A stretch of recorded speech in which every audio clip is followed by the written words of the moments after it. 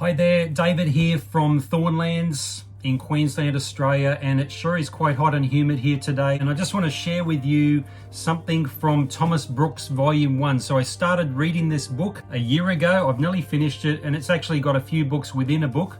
And I'm going to read some quotes from the book Precious Remedies, and it really is a gold mine. And in this section, I'm going to read to you, Thomas Brooks talks about small sins. He talks about how we regard some sins as small, but that these sins can be very dangerous. And really the counsel he gives here is excellent.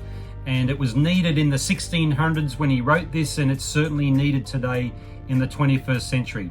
So let's have a look at some quotes by Thomas Brooks. Okay, he says, "The giving way to a less sin makes way for the committing of a greater. Sin is of an encroaching nature. It creeps on the soul by degrees, step by step. Satan will first draw thee to sit with the drunkard, and then to sit with the drunkard, and then at last to be drunk with the drunkard. He will first draw thee to be unclean in thy thoughts, and then to be unclean in thy looks, and then to be unclean in thy words, and at last to be unclean in thy practices." So he's really hitting the nail on the head here, that little compromises can lead to bigger sins.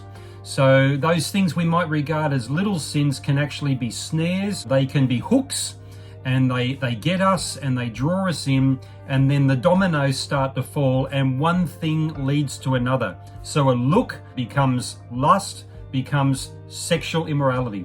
Someone just makes a little compromise, and then another one, and then they just plunge. I mean, we talk about people falling into adultery. It's more accurate to say that people plunge into adultery. The devil doesn't make us do it. Now, I want to say at this point in what I'm sharing today from Thomas Brooks, I'm certainly not lecturing anyone, because I am as vulnerable as anyone else to these small compromises, and we all need to watch ourselves and be careful.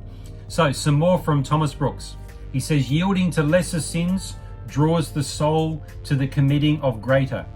He says, "Little sins often slide into the soul and breed, and work secretly and undiscernibly in the soul, till they come to be so strong as to trample upon the soul and to cut the throat of the soul. There is most danger often in the least sins."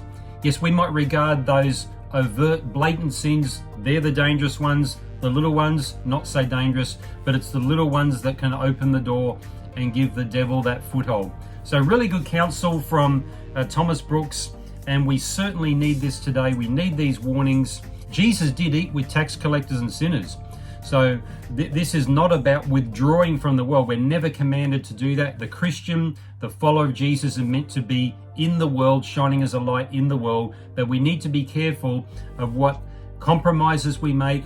We need to be careful of who we mix with and how much time we spend with them, because it's so easy to be lured into sin and make shipwreck of our lives. May God help us to live holy lives for the Lord Jesus Christ.